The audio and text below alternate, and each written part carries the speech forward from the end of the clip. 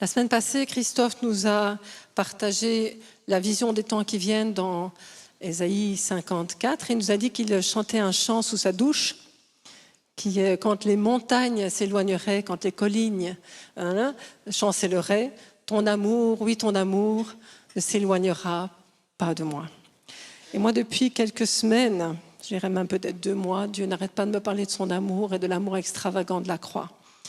Et ça fait il y a 2-3 semaines, j'ai dit à Christophe, écoute, j'ai quelque chose à partager. Souvent, il me met longtemps après. Donc, en général, c'est, comment il dit, divulgaché. Je n'aime pas trop le terme, mais c'est spoilé. C'est, voilà, tout le monde le sait avant.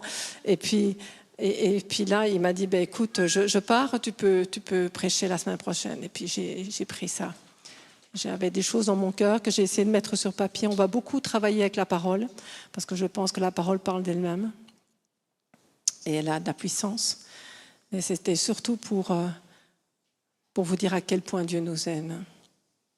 Nous sommes aimés de Dieu. Alors, Dieu est amour. C'est quelque chose que tous les chrétiens disent. Dieu est amour. Dieu est amour. Alors, c'est beau de le dire, mais je crois qu'il va nous emmener beaucoup plus loin, beaucoup plus dans les profondeurs de son amour pour nous. Et il va révéler qui il est pleinement dans son amour.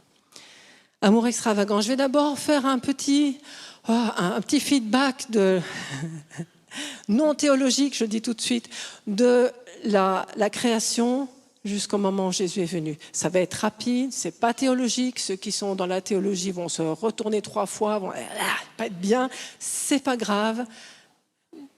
Dieu fait. On va parler de la naissance de l'humanité. La naissance de l'humanité est le fruit d'un amour partagé entre le Père, le Fils et le Saint-Esprit. Il est dit tout au départ, il est parlé d'Élohim. Élohim, c'est Dieu au pluriel. Donc c'est les 3 ensemble. Et ils étaient là et ils ont dit, est-ce qu'on ne créerait pas quelque chose ? Est-ce qu'on ne donnerait pas naissance à quelque chose ? Quelque chose qui nous ressemble, avec lequel on pourra avoir une communion. Parce que nous, notre amour, l'amour qui est entre nous, est tellement fort qu'on ne peut pas le garder pour nous. Quand l'amour est fort, on ne le garde pas pour soi. Quand l'amour est fort, il sort, il est partagé. Et c'est ce qu'il a fait. Et il a créé l'humanité. Saint Augustin, c'est le seul truc que je vais dire aujourd'hui par rapport à quelqu'un d'autre, c'est Saint Augustin définissait la Trinité comme l'aimant, l'aimer et l'amour. Et je pense que c'est vraiment ça. Dieu est amour et la parole nous en parle du début jusqu'à la fin. Et son amour est quelque chose d'extravagant. Et on va voir comment il est extravagant. Donc il s'est reproduit, l'humanité a été créée pour partager l'amour, pour partager l'intimité, pour être en communion. Il les a créés, hommes et femmes, il leur a dit quoi ? La même chose. Il déversait son amour sur eux, ils vivaient dans cet amour, soyez féconds, multipliez. C'était la même chose. Nous, on a été ensemble, on a créé quelque chose à aimer et pour aimer, vous faites pareil. Puisqu'on est en communion avec vous et notre amour coule sur vous, donc automatiquement, allez-y, reproduisez-vous. Et c'est ce que l'Église veut. On veut le réveil, on veut voir des gens rentrer, etc., n'est-ce pas ? Donc ça, je viens à des choses beaucoup plus terre à terre. Mais c'est ça qu'on veut. C'est ça qu'on veut. Et puis il y a eu le péché et la séparation d'avec Dieu. Il y a une rupture avec Dieu. Il y a eu ce péché qui est venu mettre un voile entre Dieu et nous. Et Dieu a dû refaire des alliances avec l'homme. Je vais aller très très vite là-dessus. Et je vous dis, si vous êtes dans la théologie, ça va vous faire mal. Après la chute, Dieu a fait alliance avec le premier homme avec qui il a fait alliance, c'était Noé. Dans Genèse 6, on ne va pas le lire ensemble, moi je vais vous le lire.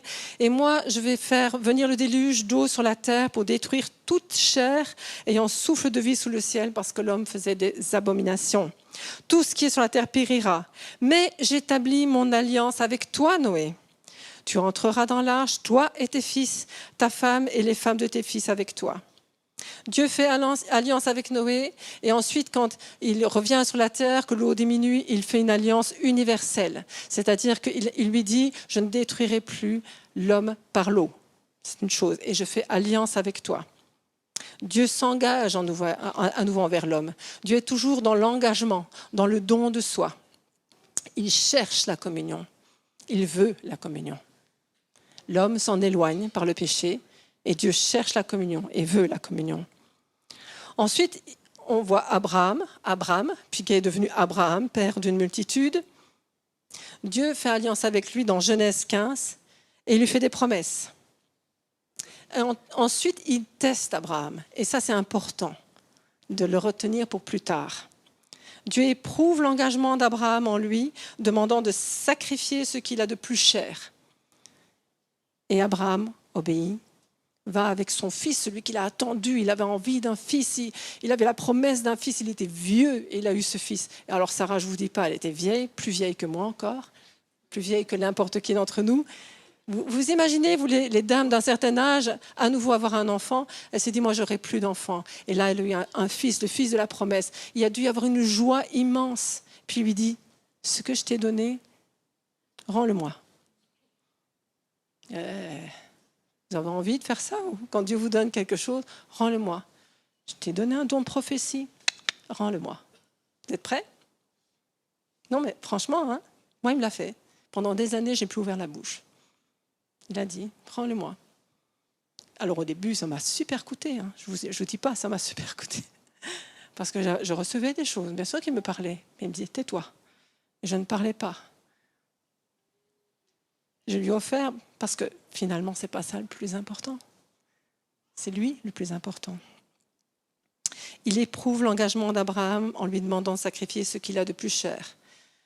Quand nous nous engageons dans l'alliance, dans la communion, l'alliance nous coûte quelque chose. Dieu s'est engagé dans l'alliance et ça lui a coûté du début jusqu'à la fin. Ça lui coûte. Je ne vais pas lire le texte. Puis il y a eu Moïse et la loi. Puis on ne va pas parler de Moïse et la loi, mais quand on entend parler de la loi, souvent on a des moments où on partage sur la grâce et la loi et qu'on n'est plus sous la loi. Mais la loi, à cette époque, c'était la grâce manifestée. C'était la grâce de Dieu qui se manifestait envers l'homme pour garder l'alliance avec l'homme, pour garder cette communion avec l'homme. C'était le moyen que Dieu donnait à l'homme pour conserver cette relation. C'est une relation d'amour et il voulait conserver la relation d'amour. Donc la loi n'était pas mauvaise. La loi était bonne pour l'homme. Souvent, parce que là, de ces temps-ci, on dit « Ah non, la loi, c'est pas bon, Dieu est grâce. » Oui, Dieu est grâce. Mais il a fallu que Jésus-Christ vienne pour qu'on puisse entrer pleinement dans l'alliance. On y va, on y arrive. Et ensuite, Dieu prouve son amour envers nous par un acte d'amour extravagant. Jésus, membre de la Trinité, Elohim, il dit « Ok, moi je me donne, je me limite dans un corps d'homme, étant pleinement Dieu, pleinement homme, je viens. Et je viens accomplir toute la loi. Je viens tout faire. Tout ce que l'homme est incapable de faire, moi je viens le faire. Moi je viens donner. » Alors il vient, il accomplit toute la loi et il donne sa vie. Et à un moment donné, il est même arraché à la Trinité. Et il dit « Père, pourquoi m'as-tu abandonné ?» Ça a dû être une souffrance inimaginable. C'est une souffrance inimaginable. Père, pourquoi? Vous savez, quand on entend, moi, ça m'a souvent percé quand j'entendais ça, parce que j'étais beaucoup dans l'abandon personnellement aussi, pour des raisons diverses. Mais c'était une souffrance inimaginable, parce qu'il y avait tellement d'amour là, et il a dû être arraché à ça pour aller chercher ce qui nous sauve, nous, l'humanité. Et c'est ça, l'amour extravagant de Dieu. C'est un amour fou, un amour qui se donne jusqu'à la mort. C'est quelque chose qui n'est pas imaginable par l'homme. On a un amour qui est conditionné et conditionnel. On a des petites boîtes. Et dans nos petites boîtes, on doit accueillir Dieu. Et parfois, il veut exploser nos boîtes pour qu'on puisse élargir l'espace de notre tente et recevoir plus. Parce qu'il y a plus. On va lire Hébreux 10, 19, 25. Je t'ai mis Hébreux 10, 19, 25.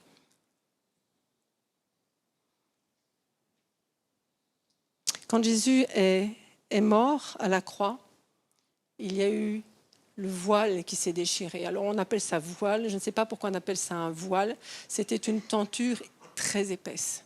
C'était pas un voile, c'était pas une tenture comme ça, c'était bien plus épais que ça, c'était énorme. Quand le voile s'est déchiré, je suis sûre que les gens qui ont entendu le bruit ont dû être super effrayés. Il a dû se passer quelque chose de très très fort à ce moment-là. Le ciel s'est obscurci et le voile a fait raf, et ça s'est ouvert. Et là, par l'acte de Jésus, tout d'un coup, la Trinité, j'ai oublié de vous dire quelque chose, parce que moi je la vois toujours en cercle, je ne sais pas pourquoi, ça c'est mon imaginaire à moi, hein. Donc je ne dis pas, je la vois en cercle. Donc moi quand je vois la Trinité, je la vois comme ça, en cercle, même quand elle s'est mouvée au-dessus des eaux, je la vois en cercle. Et là, le cercle de la Trinité a été à nouveau ouvert à l'homme. Et c'était un accueil, venez, entrez. Dieu s'engage envers nous, j'essaie d'être claire, je me rends compte que j'ai du mal d'être claire aujourd'hui, on va essayer d'aller jusqu'au bout, hein. Ensemble, on va aller ensemble. Dieu s'engage complètement envers nous, jusqu'à la mort, jusqu'à la séparation, pour la réconciliation. Et quand il y a réconciliation, il dit à l'homme de s'engager à nouveau dans l'alliance. Et il nous invite d'entrer dans le cercle d'amour. Il nous y invite par Jésus-Christ, par le voile déchiré, par le voile de sa chair, nous dit la Bible, qui a été déchiré. Et là, nous avons le droit de goûter à son amour. On va quand même lire Hébreux 10, 19, 25. Ainsi donc, frères, parce que nous avons au moyen du sang de Jésus une libre entrée dans le sanctuaire par la route nouvelle et vivante qu'il a inaugurée pour nous au travers du voile, c'est-à-dire de sa chair. Et puisque nous avons un souverain sacrificateur, Jésus, établi sur la maison de Dieu, approchons-nous donc avec un cœur sincère, dans la plénitude de la foi, les cœurs purifiés d'une mauvaise conscience et le corps lavé d'une eau pure. Retenons fermement la profession de notre espérance, car celui qui a fait la promesse est fidèle et il demeure fidèle. Il est l'alpha, l'oméga, il est fidèle dans son alliance, il le demeurera jusqu'au bout. Veillons les uns sur les autres pour nous exciter à la charité et aux bonnes œuvres. On ne va pas lire la fin.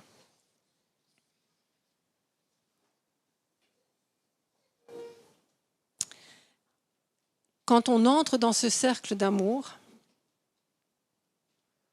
là on est invité, on doit apprendre à recevoir cet amour, apprendre à être dans l'attente de cet amour. Et c'est un amour qui est fort et qui est insupportable. Je vous le dis, parce que moi j'ai demandé d'écouter. Il y a quelques années d'ici, un jour, j'étais en prière, et j'étais avec d'autres personnes, et j'ai juste dit, Seigneur, je veux goûter à ton amour. Je me suis retrouvée sur le sol et j'ai dû crier, Seigneur, arrête. C'était insupportable. C'est un amour qui n'est pas humain. Dieu est amour et ce n'est pas un amour humain, ça n'a rien à voir avec notre humanité et notre notion de l'amour. C'est un amour qui est fort, qui est puissant, qui est transcendant, qui nous transforme, qui nous guérit, qui nous purifie et qui nous rend semblables à lui et qui nous change. C'est un amour jaloux. Dieu est jaloux de son alliance. Quand on entre dans cette alliance volontairement, toujours de notre volonté, on doit avoir envie d'aller plus loin. Et souvent, on reste à la porte du voile. Le voile est déchiré, il est là. Et on entre là, et on reste là. Et je pense que l'Église, à l'heure actuelle, souvent est là. Elle est au début de cette entrée du voile. Et Dieu veut nous faire connaître les profondeurs de son amour. Dieu veut nous faire connaître les profondeurs de qui il est. Dieu nous invite à entrer dans son amour et dans la connaissance de qui il est vraiment. Je parle pour moi comme pour vous. Attention, je n'ai pas de prétention. Je pense que Dieu est en train de nous inviter et c'est une invitation solennelle à entrer dans les profondeurs. Dans ces profondeurs, nos petites disputes vont s'évanouir. Elles vont fondre comme neige au soleil parce qu'elles n'auront plus autant d'importance. Nos personnes, nos dons, je prêche. Et et tout le reste. Et lui va prendre toute la place. Lui va prendre toute la place. Et c'est ça qui importe. C'est que Jésus soit vu dans l'Église. C'est que quand on vous regarde, on voit Jésus. Quand on vous regarde, on voit Christ. Et qu'on ne voit plus une personne qui a tel et tel don. Et oh oui, elle fait ça, oh elle fait ça. Tout ça, c'est ce qu'on voit à l'extérieur. Mais c'est de l'intérieur vers l'extérieur. En anglais, ils disent inside out. C'est tout ce qui est de l'intérieur va ressortir, va jaillir à l'extérieur. Et c'est ça les fleuves qui vont couler. Ça va couler. Ça, on ne pourra pas l'empêcher de couler d'ailleurs. Quand on est abreuvé par l'amour de Dieu, ça va se déverser tout seul. Ça va couler tout seul. On croit qu'on va pouvoir faire un effort pour que ça coule. Ben non. Quand un fleuve coule, il coule. Et quand le fleuve de Dieu nous coule dessus et que son amour nous coule dessus, qui nous transforme, qui nous guérit, qu'il vient dans la profondeur, qui nous installe dans notre identité, on est changé, transformé. Une chose que j'ai souvent constatée, c'est que quand on est dans des temps d'adoration, souvent c'est entrecoupé et on revient à l'homme. Et on doit apprendre, je vais dire individuellement et collectivement, à parfois juste s'attendre à lui, à l'adorer, à rester dans sa présence, à attendre qu'elle se déverse, jusqu'au moment où à laisser Dieu attiser notre soif de sa présence, pour qu'elle coule pleinement. On a soif du réveil. Quand il va venir, le reconnaîtra-t-on, le réveil? Parce que ça peut être violent, le réveil. Et je pense qu'on doit apprendre ensemble. On est une église où on reçoit beaucoup d'enseignements, des enseignements profonds, de bons enseignements. Et Dieu nous parle de son amour extravagant. Et il dit, viens dans le cercle, viens. Et là où il y a des choses qui se décident, parce que dans ce cercle-là d'amour fort, quand on y entre pleinement, on peut prendre des décisions ensemble. Il y a des choses qui se passent. Relisez le Cantique des Cantiques. Voyez comment ça évolue. Voyez comment la Sulamite, à la fin, devient celle qui prend l'initiative de faire des choses. Pourquoi ? Parce qu'elle aime, parce qu'elle est malade d'amour. Elle est malade d'amour. Est-ce qu'on est malade d'amour ? Moi, je ne suis pas encore. Je suis honnête avec vous. Je sais que ce que je vous partage, je me le partage à moi. Est-ce que je suis malade d'amour ? Est-ce que je suis prête à donner ma vie pour Jésus maintenant ? Et pourtant, est-ce qu'il ne va pas nous demander d'aller jusque-là ? On parle beaucoup de l'Église persécutée, mais l'Église persécutée, elle va venir par ici. Dieu va devoir écraser les olives pour que l'huile sorte. Parce que Dieu permet certaines choses pour que son peuple se lève dans cet amour, dans cet attachement, dans cette alliance. L'alliance est une union, c'est un attachement. À l'heure actuelle, quand on parle d'union, d'attachement, de mariage, on va dire ça comme ça, et pourtant, c'est très important aux yeux de Dieu. L'alliance est quelque chose de très important, de très solennel. Il ne rit pas avec l'alliance. Lui s'est engagé du début jusqu'à la fin. Il s'engage. Et nous, est-ce qu'on est prêt à s'engager pour aller jusque-là ? Ça, j'ai vraiment digressé déjà. On va lire dans Jean 4, 7, 21. Déjà quelque chose qui va un petit peu nous pousser. Peut-être nous pousser plus vers Dieu, pas nous pousser à faire quelque chose, mais nous pousser plus vers Dieu. Donc Jean 4, 7, 21, elle est bien, elle est rapide. Bien-aimés, aimons-nous les uns les autres, car l'amour est de Dieu, et quiconque aime est né de Dieu et connaît Dieu. Il connaît Dieu. Aimons-nous les uns les autres, car l'amour est de Dieu, et quiconque aime est né de Dieu et il le connaît. Comment est-ce que je te connais, Seigneur ? Quel Dieu je connais ? Et je vais vous parler que de l'amour aujourd'hui. Mais on pourrait parler de sa sainteté, de sa justice aussi, parce que Dieu est aussi sainteté. Il est aussi justice. On a beaucoup parlé ce matin, justice de Dieu. Mais si on n'est pas enraciné dans son amour, on ne comprendra pas sa justice. On ne comprendra pas. On ne pourra pas l'accepter. On a besoin d'être comme des éponges remplies d'amour, comme des éponges et sucer tout l'amour que Dieu a pour nous. Le laisser nous remplir de son amour. On a besoin de lâcher prise, de le laisser nous aimer.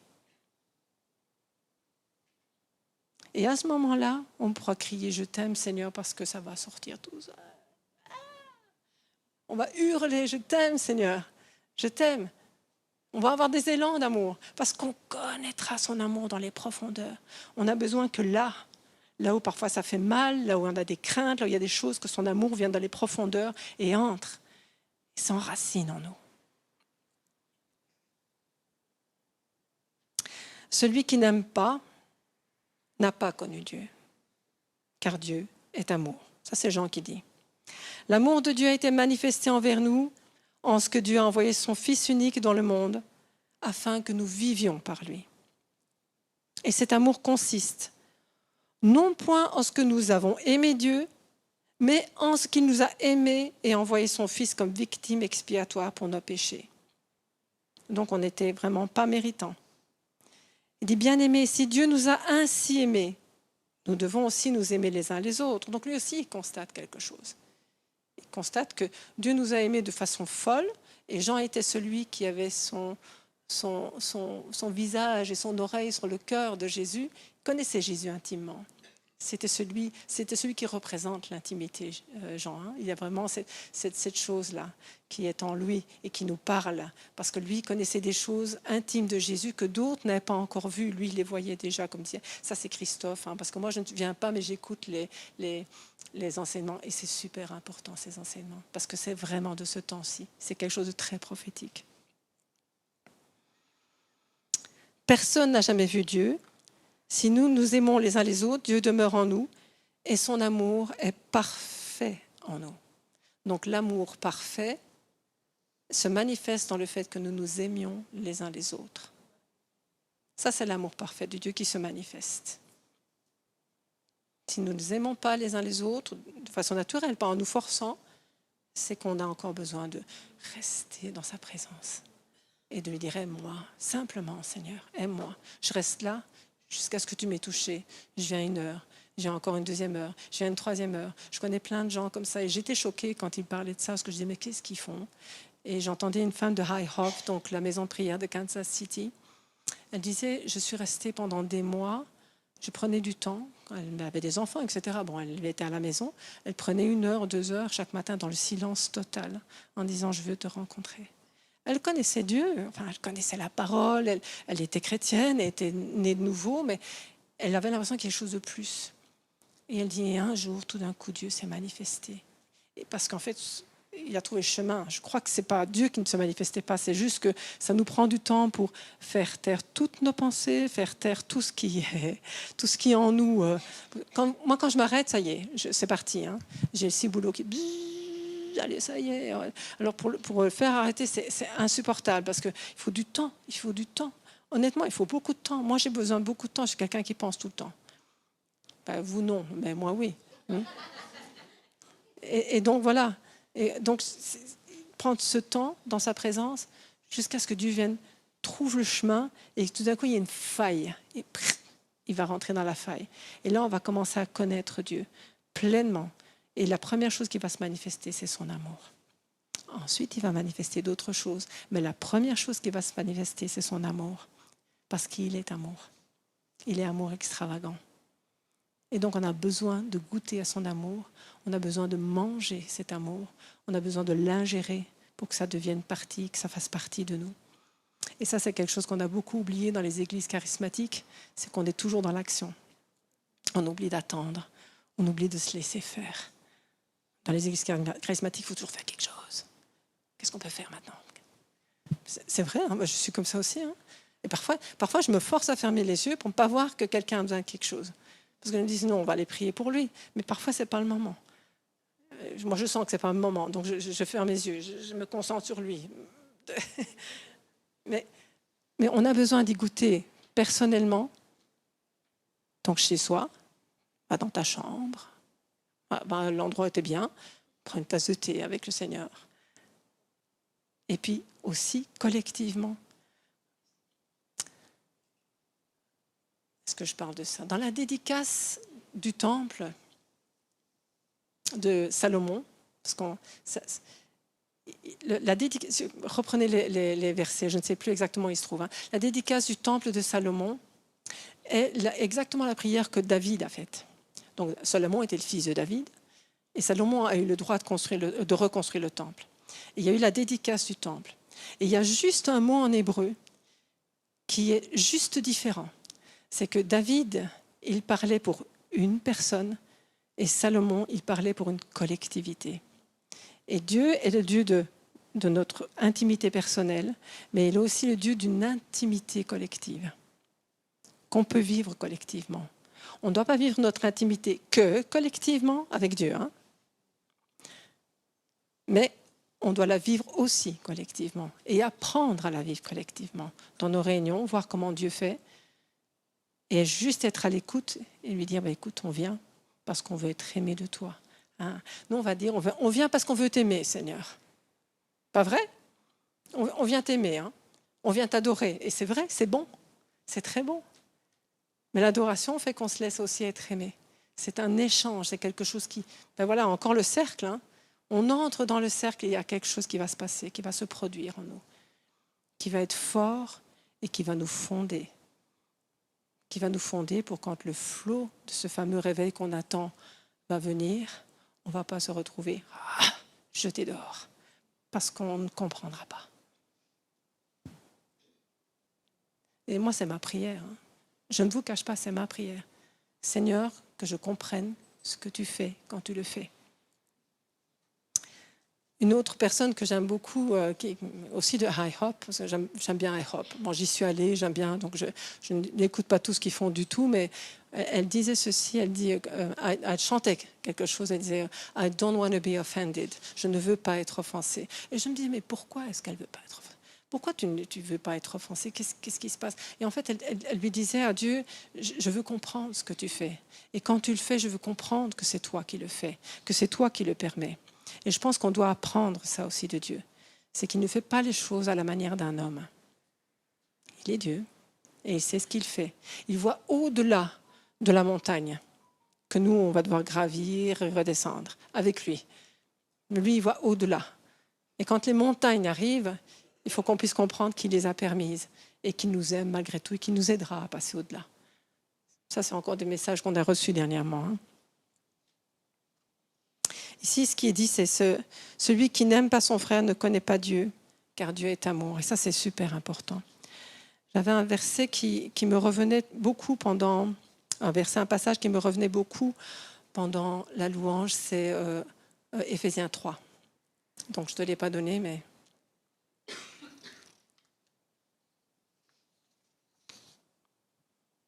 Je vais devoir le lire ici, parce que je n'ai pas la Bible.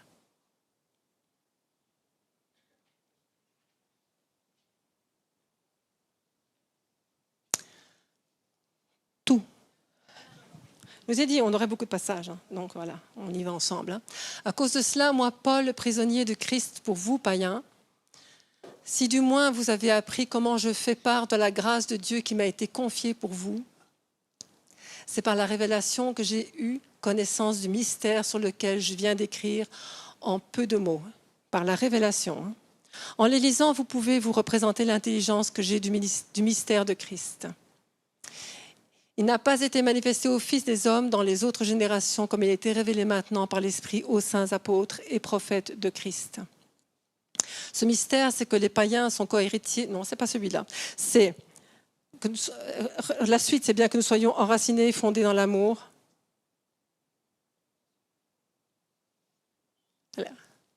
Alors, c'est quel passage? Dites-moi. C'est pas Éphésiens 3? C'est Éphésiens 3, c'est la suite? Voilà, alors, à chaque fois, excusez-moi.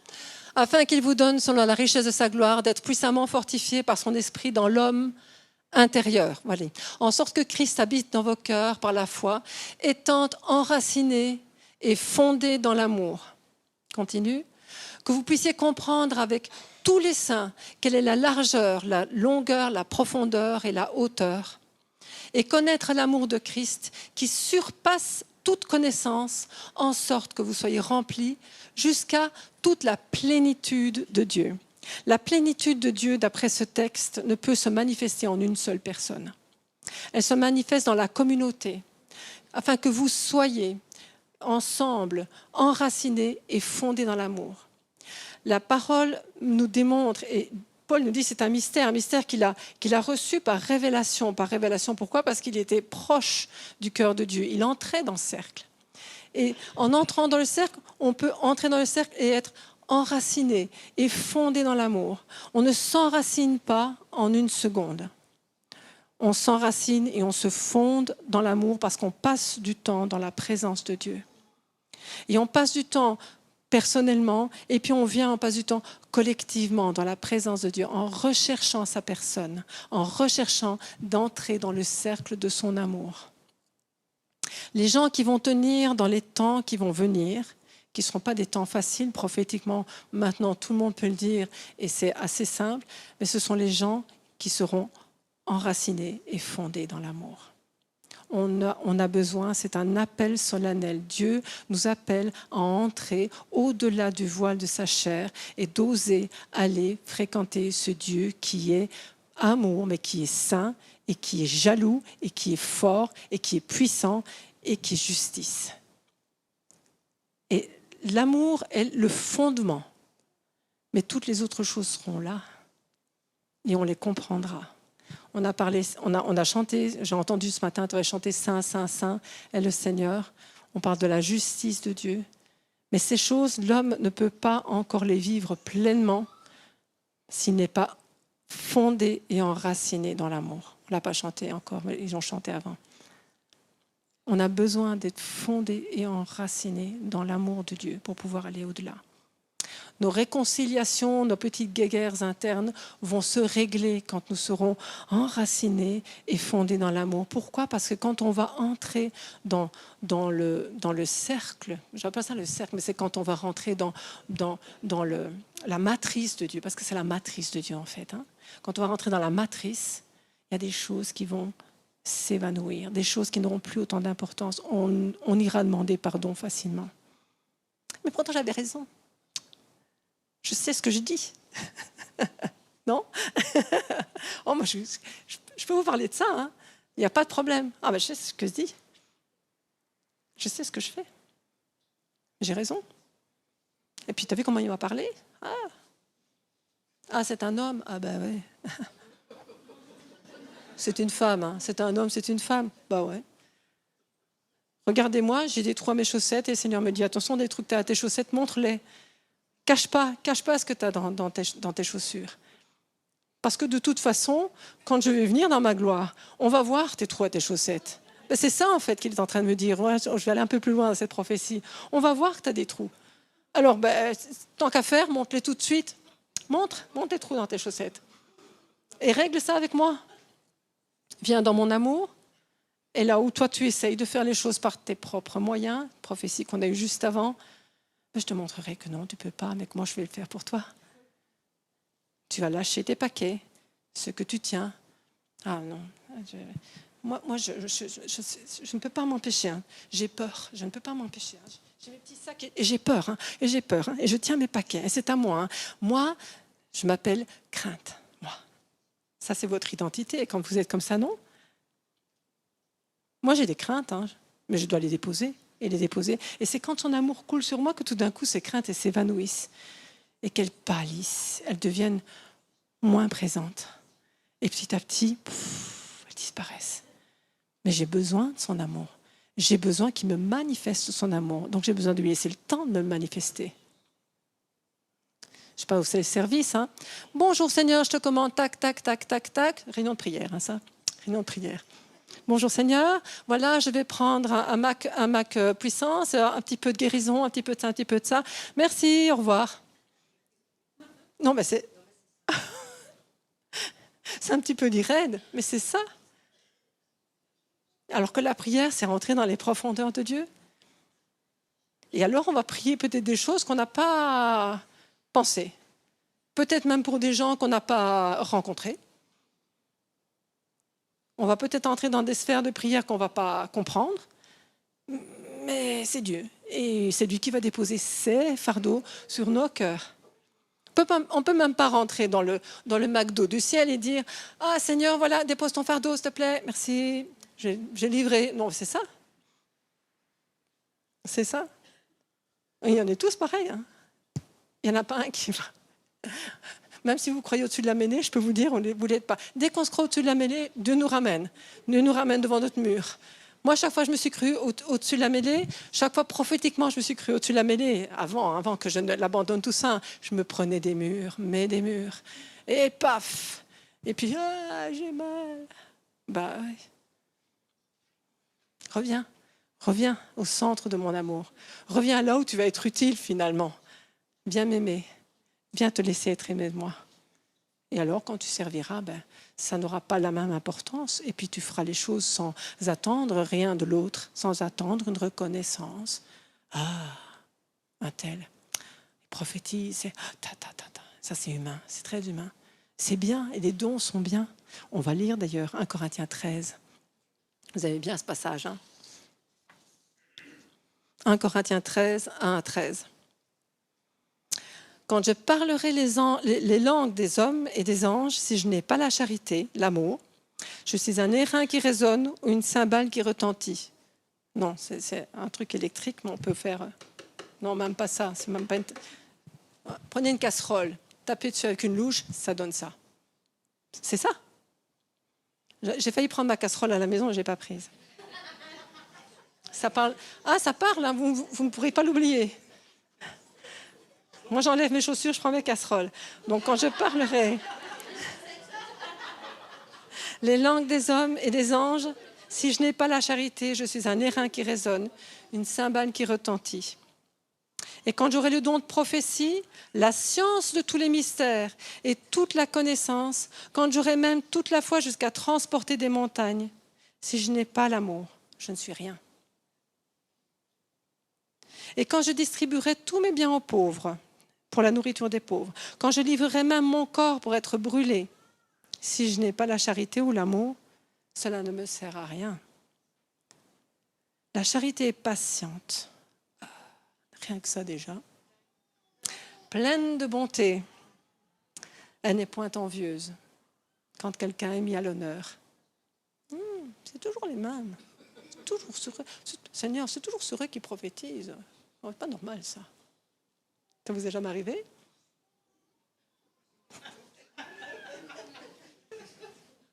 La charité ne se vante point. Elle ne sent point d'orgueil. Elle ne fait rien de malhonnête. Malhonnête, c'est qui est caché quand même. Hein. La malhonnêteté, souvent, à la cache. Elle ne cherche point son intérêt. Elle ne s'irrite point. Elle ne soupçonne point le mal. J'ai les gens prophétiques. Mais moi, je sens les choses. Écoutez, je parle d'expérience, hein, donc je peux vous dire plein de choses. Hein. Oui, mais moi, j'ai cette sensibilité-là. Il y a quand même quelque chose de caché là derrière. Hein. Mais parfois, il y a des choses cachées. C'est pas faux. Mais comment le voyez-vous? Si vous commencez à parler un machin, t'as vu je sais pas, je vais prendre Salvatore, c'est plus facile parce que bon, il est devant et qu'en plus, bon, on sait qu'il a bon dos, on peut y aller. Mais... Ouais, t'as vu Salvatore, t'as vu comment il a prié pour la dame, là, t'as vu comment il mettait sa main, c'est pas normal, hein, Salvatore, il casse des choses, hein, je sens. Alors il y a un machin, tout d'un coup commence à avoir un doute. Ah, donc elle observe Salvatore plutôt que de rester en phase avec Dieu, elle regarde Salvatore quand il prie pour les gens. Pas faux? C'est faux? Non? C'est un exemple, mais voilà. Soupçonne pas le mal. Dieu nous aime comme ça, sinon on serait déjà mort. C'est juste ce qu'on doit savoir, c'est qu'on serait déjà mort. C'est l'amour qu'il a pour nous. Parce que s'il prend Isabelle maintenant, je suis foudroyée.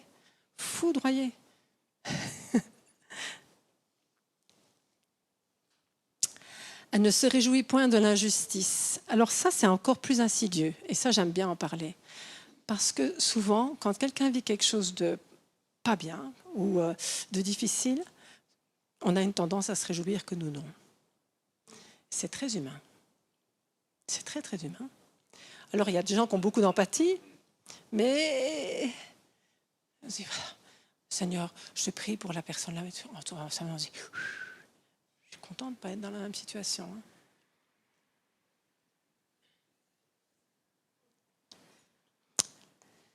Ou alors quand quelqu'un se fait remonter les bretelles publiquement par Hervé Guillois. Ah ben cette fois-ci ça a été, mais la fois d'avant, purée. Moi j'ai dit à Christophe, je disais Seigneur, qu'il prophétise pas sur moi.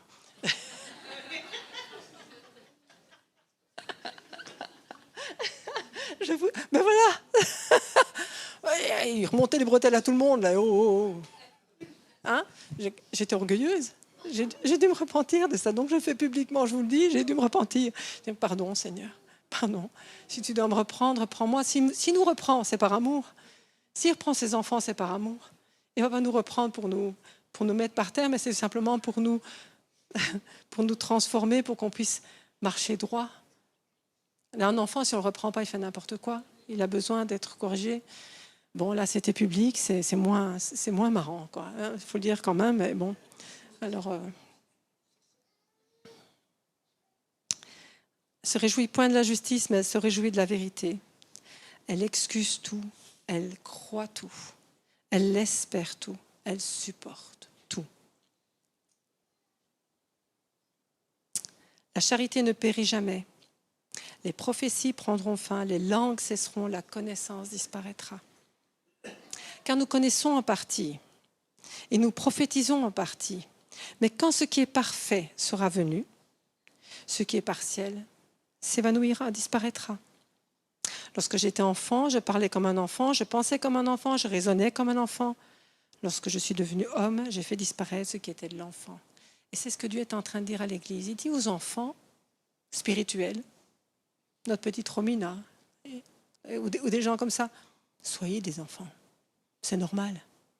Mais quand vous êtes à un âge où vous connaissez déjà Dieu d'une certaine façon et qu'il vous appelle à entrer dans les profondeurs, là, il vous dit, est-ce que je peux te tester? C'est comme Abraham, je peux te demander quelque chose. Je dis de retenir, hein, vous avez vu. Est-ce que je peux te demander quelque chose? Est-ce que je peux te demander ça? Est-ce que tu veux t'engager aussi dans l'alliance avec moi? Ou est-ce que tu veux juste rester spectateur de l'alliance et recevoir les bienfaits, etc. Quand on est enfant, c'est normal, on prend soin de nous, on a besoin qu'on prenne soin de nous, et c'est normal, et on grandit, puis à un moment donné, on devient des adultes spirituels, et on doit entrer dans les profondeurs, et Dieu dit, entre dans les profondeurs, il va nous tester. Il va nous demander des choses, à l'un une chose et à l'autre autre chose, ce que Dieu voudra, comme il voudra. Et on devra obéir. Est-ce que ce sera facile? Pas nécessairement. Moi, je dis non. Pour moi, je dis déjà non. Ce ne sera pas facile. Moi, je sais, je discute avec Dieu. Quand il me demande certaines choses, je palabre. Hein. Là, je deviens italienne.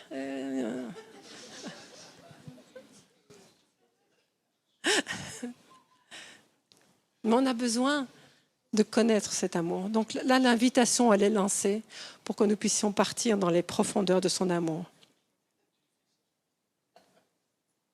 Et aujourd'hui, nous voyons au moyen d'un miroir d'une manière obscure, mais alors nous verrons face à face. Aujourd'hui, je connais en partie, mais alors je connaîtrai comme j'ai été connue. Et Dieu nous connaît parfaitement. Et donc, on connaîtra Dieu parfaitement. Et donc, on doit appuyer dans la profondeur pour connaître mieux, pour connaître les mystères, pour saisir son amour. Et puis, il dit, ces trois choses demeurent, la foi, l'espérance, la charité. Mais la plus grande de ces choses, c'est l'amour. On a besoin de cet amour. Moi, j'entends souvent quand on prie pour les gens, c'est souvent des cris d'amour, des cris de « j'ai besoin d'amour, j'ai besoin que tu m'aimes, Dieu ». Ce dont on manque régulièrement, c'est d'amour, d'être aimé, d'être accepté, d'être compris. Et Dieu, il a tout ça. Bien sûr, il nous utilise pour prier les uns pour les autres, etc. Mais la première personne vers qui on doit apprendre à se tourner dès qu'on vient à la foi, c'est d'aller vers Jésus, dire « le Saint-Esprit peut te parler ». Il ne va pas toujours te parler par ma bouche, il peut te parler. Donc quand tu es petit, que tu es un enfant, il va te parler par ma bouche. Mais ensuite, à toi aussi, il peut te parler. Va chercher l'intimité. Tu ne te nourriras pas de mon intimité. Les vierges, elles avaient de l'huile pour elles-mêmes. L'huile que j'ai, je ne peux pas te la donner. L'huile que tu as, tu ne peux pas me la donner, même si ça me fait envie. Un jour, j'étais dans une conférence. C'était drôle parce que j'ai trouvé ça vraiment bizarre. il y a une personne qui était très touchée par le Saint-Esprit, et il y a une autre personne qui est venue. Elle s'est collée, et elle l'a prise dans ses bras, et elle l'a collée à elle, comme si elle allait pouvoir capter la chose. Et il ne s'est rien passé, évidemment. Elle n'a rien capté. Parce qu'en fait, la personne était en train de vivre quelque chose dans les profondeurs avec Dieu, et que c'était son intimité avec Dieu, et que l'autre ne pouvait pas voler cette intimité. Elle ne pouvait pas se nourrir de l'intimité de l'autre. Par contre, si on a une intimité à la maison et qu'on vient en collectivité, ce serait une multiplication d'intimités qui vont se mettre ensemble et on sera plus apte à accueillir collectivement Dieu parmi nous, dans tout ce qu'il est. Et ça, il faut l'essayer, il faut y travailler. Je crois qu'il faut y travailler. Alors, Dieu s'engage, mais il nous demande aussi de nous engager. C'est-à-dire qu'il ouvre la voie, mais il n'a pas dit « je te pousse dedans ». Il nous y invite.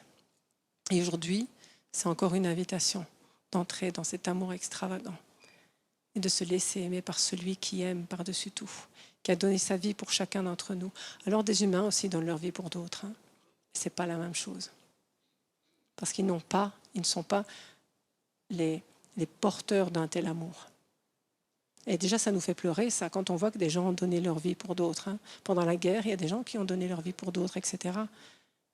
Ce sont des actes d'amour, mais l'acte d'amour suprême, c'est quand il a été arraché de cette Trinité, arraché, et qu'il a crié « Père, pourquoi m'as-tu abandonné ?» C'était un cri, ça a dû être un cri d'une profondeur, quelque chose qui a...